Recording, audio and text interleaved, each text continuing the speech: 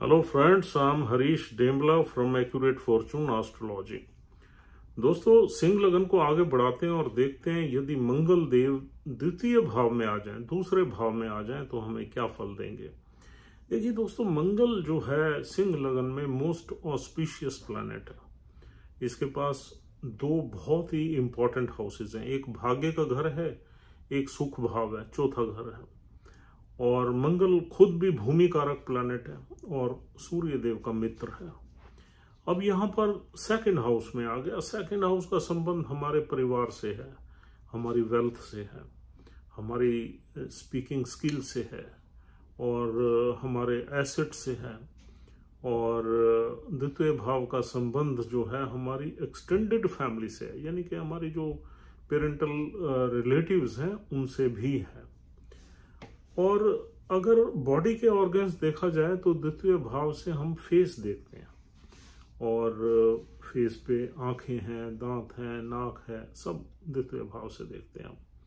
तो मंगल यहाँ fourth house के लॉर्ड होके आ गए और नवम भाव के लॉर्ड होके आ गए।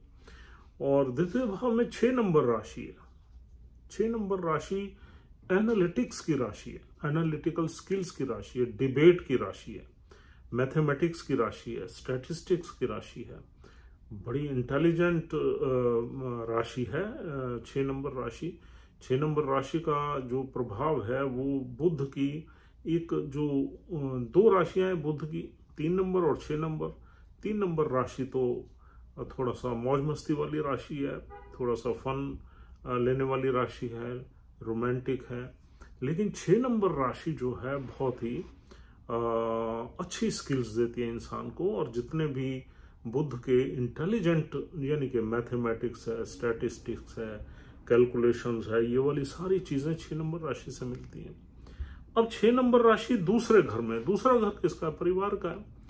तो परिवार जो है इस नेटिव का, जिसका आप चार्ट देख रहे हो, बहुत ही एनालिटिकल स्किल्स में बहुत तेज होगा, बहुत इंटेलिजेंट होगा, कैलकुलेशंस में माहिर होंगे लोग और बिजनेस माइंडेड होंगे, डिबेट वगैरह में बहुत एक्सपर्टीज होगी उनकी।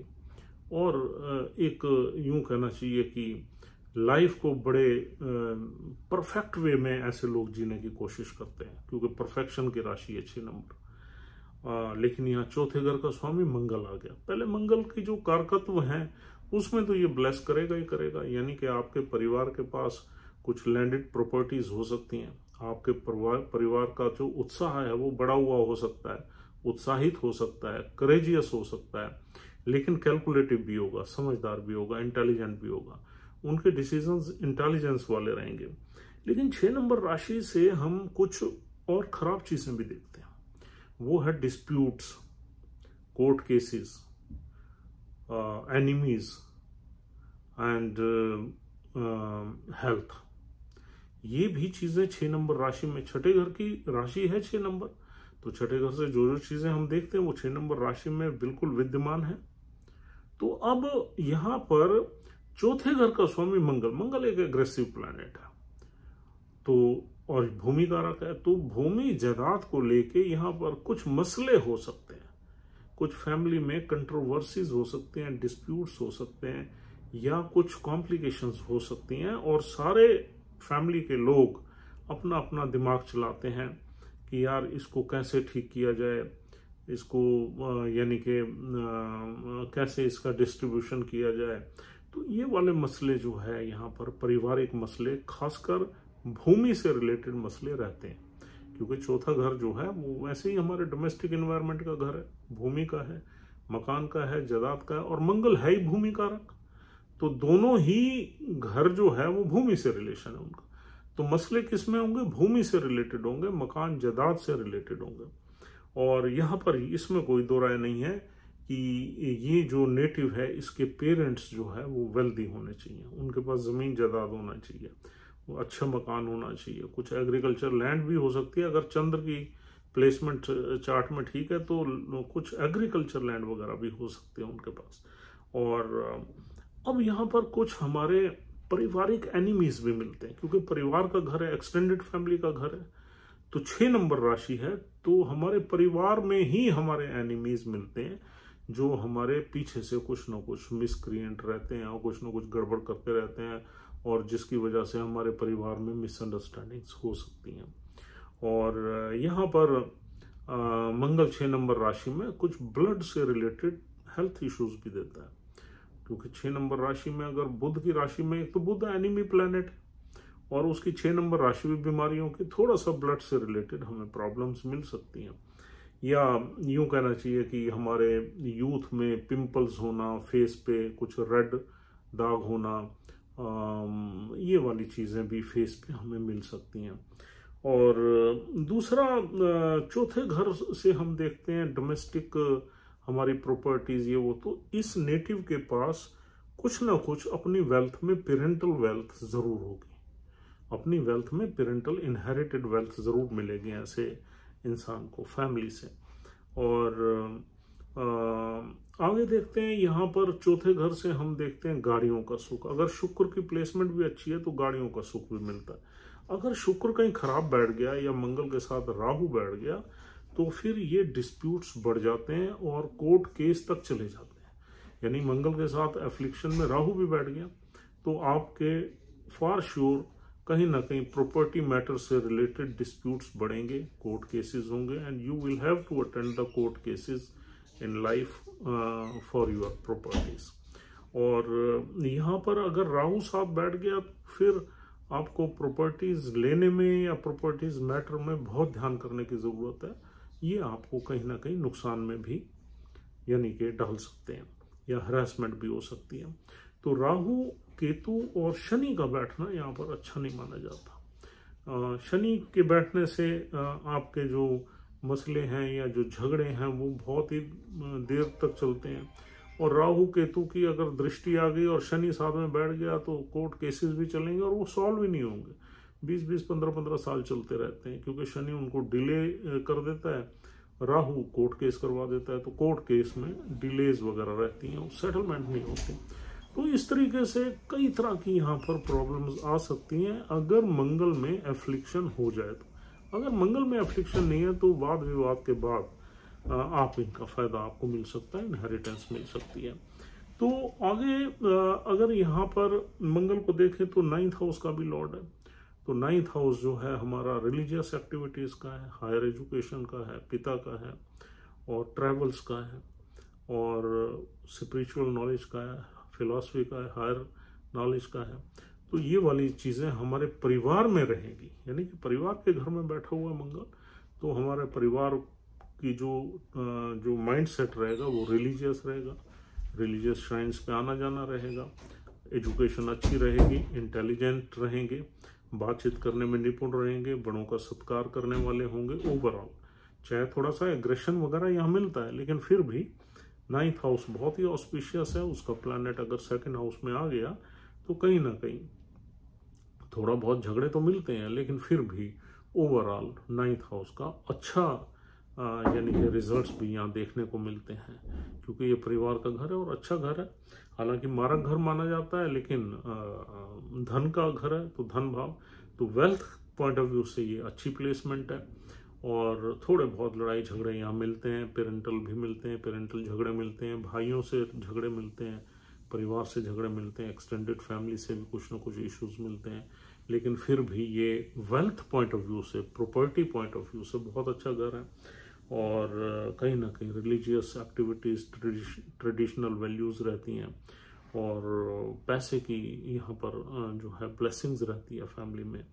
और एजुकेशन के लिए कभी कभी इंसान, परिवार में कुछ लोग बाहर भी जाते हैं या घर से थोड़ा दूर भी निकल जाते हैं एजुकेशन पर्पस के लिए, और ऐसे लोग ज़्यादातर टेक्निकल एजुकेशन वगैरह लेते हैं और इंजीनियरिंग वगैरह से रिलेटेड सब्जेक्ट्स में एजुकेशन यहाँ पर देखने को मिलती है अगर मंगल एजुकेशन दिलवा दे। अब मंगल की दृष्टि जो है चौथी दृष्टि यहाँ पर मंगल की पड़ती है पंचम भाव में, और पंचम भाव पे 9 नंबर राशि है, गुरुदेव की राशि है।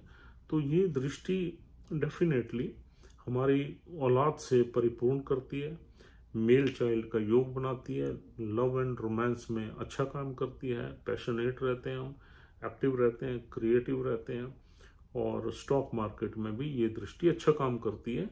अगर यहाँ पर जुपिटर कहीं अच्छा बैठ गया तो फिर स्टॉक मार्केट को एज ए प्रोफेशन भी आप ले सकते हो। और मंगल की जो 7वीं दृष्टि है दूसरे भाव से अष्टम भाव पे पड़ेगी, तो अष्टम भाव कॉम्प्लिकेशंस का है, डिस्प्यूट्स का है, बीमारी का है, इनहेरिटेंस का है। तो ये सारी चीज़ें हमने आपको पहले ही बता दी हैं, तो ये चीज़ें रहेंगी परिवार में। इनहेरिटेंस का भी अच्छा योग बनता है यहाँ पर। और 8वीं दृष्टि भाग्य पे पड़ती है, भाग्य पे भी मंगल की अपनी राशि पड़ी हुई है मूल त्रिकोण। तो ऐसे लोग अपने भाग्य को ज़रूर बनाते हैं, मेहनती होते हैं, हार्ड वर्किंग होते हैं और दिलेर होते हैं, परफेक्शन लवर होते हैं और कहीं ना कहीं अपनी प्रॉपर्टी या अपने फैमिली के एसेट्स को बढ़ाने का काम करते हैं और बड़ी बहादुरी से जीवन में चीज़ों को, सिचुएशंस को, कंडीशंस को फेस करते हैं। और अब यहाँ देखते हैं नक्षत्र। देखो नक्षत्र यहाँ दोस्तों 3 मिलते हैं। पहला नक्षत्र है उत्तर फाल्गुनी, उसके 3 चरण है। सूर्य देव का नक्षत्र है, अच्छा नक्षत्र है। और दूसरा नक्षत्र है हस्ता नक्षत्र। हस्ता नक्षत्र भी बहुत अच्छा नक्षत्र है। चंद्रदेव का नक्षत्र है, उसके 4 चरण यहाँ है। और तीसरा नक्षत्र है यहाँ पर चित्रा नक्षत्र। चित्रा नक्षत्र भी बहुत अच्छा नक्षत्र है, उसके 2 चरण यहाँ है। तो सूर्य, चंद्र और मंगल के नक्षत्र मिलते हैं यहाँ पर, बहुत ही ऑस्पिशियस हैं। और मंगल देव इन नक्षत्रों को बहुत एंजॉय करता है। सूर्य देव के नक्षत्र में आ जाए तो सूर्य तो लगन का मालिक ही है, तो उसमें सिर्फ आप सूर्य की प्लेसमेंट देख लीजिए। अगर सूर्य की प्लेसमेंट अच्छी है तो यहाँ डेफिनेटली आपको जो है यहाँ पर ये मंगल ब्लेस करेगा। और अगर चंद्र के नक्षत्र में है तो चंद्र की प्लेसमेंट अच्छी होना बहुत ज़रूरी है। किसी ऑस्पिशियस हाउस में, ऑस्पिशियस हाउस आपको पता ही है, केंद्र में हो जाए, त्रिकोण में हो जाए, मित्र राशि में हो जाए तो डेफिनेटली अच्छा है। किसी दुष्टाना भाव में नहीं होने चाहिए नक्षत्र के लॉर्ड, 6, 8वें, 12वें में नहीं होने चाहिए, नीच के नहीं होने चाहिए। अगर इसके अलावा पड़े हैं तो ठीक है। तीसरे घर में भी संघर्ष मिलता है लेकिन अच्छे ही रिजल्ट्स मिलते हैं बाद में मेहनत करने के बाद। तो नक्षत्र के लॉर्ड की प्लेसमेंट देख के आप ज़रूर प्रेडिक्शन देखिए कि आपको किस तरीके की यहाँ पर रिजल्ट्स मिलेंगे। और तीसरा नक्षत्र है मंगल देव का चित्रा नक्षत्र, उसका पहला और दूसरा चरण है। चित्रा नक्षत्र में अगर चंद्रदेव यहाँ पर मंगल देव है तो वो उसका अपना ही नक्षत्र है। तो यानी कि सूर्य, चंद्र और मंगल नक्षत्र बहुत अच्छे हैं इस राशि में। तो नक्षत्र एक तो मित्र नक्षत्र है और दूसरा वैसे भी ऑस्पिशियस है, बहुत अच्छे हैं। तो वेल्थ के नक्षत्र हैं, रिचनेस के हैं, हार्डशिप के हैं, एक रीगलनेस के हैं, रॉयलनेस के हैं। तो इस वजह से यहाँ पर मंगल आपको हर तरीके से ब्लेस करेगा। बस इसमें थोड़े से डिस्प्यूट्स वगैरह कभी कभी देखने को मिलते हैं। अगर उन चीज़ों को आदमी कंट्रोल में रखे तो ये बहुत अच्छी प्लेसमेंट है। और एक वेल्थ और प्रॉपर्टी के मामले में, भाग्य के मामले में बहुत अच्छी प्लेसमेंट है। तो दोस्तों this is all for the day. उम्मीद करता हूँ ये वीडियो आपको बिल्कुल समझ में आ गई है और आप अपने चार्ट पे इनको लगा के देखिए हमारी प्रेडिक्शंस को। You will find I mean approximately near to the factual और else will see you tomorrow. अगर आप हमारी वीडियोस को पसंद करते हैं तो इसे सब्सक्राइब करने की ज़रूर कोशिश करें, नहीं तो फिर कल मिलते हैं। मार्स की नेक्स्ट प्लेसमेंट को हम डिस्कस करेंगे। Thank you very much once again. Have a nice time, goodbye and thank you once again.